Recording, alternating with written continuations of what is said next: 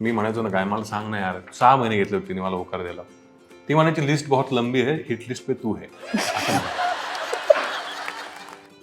आता हा ती लंबी लिस्ट मला आजपर्यंत सापडली नाही. आम्ही मेसेजवर बोलायला लागलो आणि त्यांनी पहिल्याच दिवशी हाय हॅलो केल्यानंतर सांगितलं की खूप उत्तम अभिनेत्री आहेस, मला तुझा अभिनय खूप आवडतो आणि छान काम करत राहा आणि all the best for your future असा टिपिकल मेसेज टाकला. त्याला मी टिपिकल थँक्यूचा मेसेज टाकला, घाबरत टाकला घाबरत त्यांनी.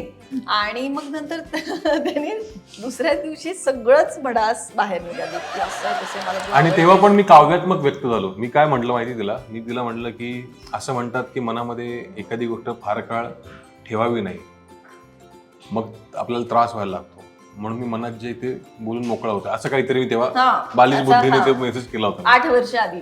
आणि मग मी म्हटलं की हो पण कोणीतरी कोणाला तरी आवडणं ही नॉर्मल गोष्ट आहे असं म्हणली रे असं मला. मी म्हटलं 8 वर्ष आधीची मी एक म्हणजे आता बघ आता मी नगरमध्ये राहणारा कॉलेज करणारा एक मुलगा, थिएटर बेटर करणारा, या ही पोरगी आपल्याला आवडली पाहिजे आयुष्यात अशा वगैरे झोनचा माणूस, ही मुलगी मी एवढं सगळं बोलल्यानंतर मला म्हणते इट्स नॉर्मल.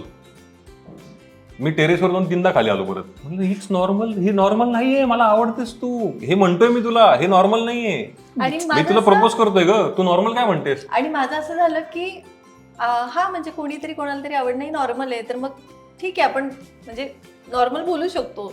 आणि मग नंतर आम्ही खूप गप्पा टप्पा झाल्या आमच्या. आम्ही खूप म्हणजे मी तेव्हाही तुला म्हणलं आम्ही दोघं जण खूप चांगले मित्र होते एकमेकांचे. आणि मग नंतर विषय आला की भेटायचंय. आणि तेव्हाही काय करायचं माहिती का, मी म्हणायचो ना काय मला सांग ना यार 6 महिने घेतले होते तिने मला होकार द्यायला. ती म्हणायची लिस्ट बहुत लंबी है हिट लिस्ट पे तू है. आता हा ती लंबी लिस्ट मला आजपर्यंत सापडली नाही. ती मी एकटाच होतो. ती नव्हती तेच सांगतो नव्हतीच, पण मला उगाच समोरच्याला कसं डिप्रेस करायचं की लिस्ट खूप आहे रे भाई, तू थांब, तू नंबर मध्ये आहेस पण हा तुझा पहिला नंबर आहे एवढं नक्की, मी तुझा विचार करेन.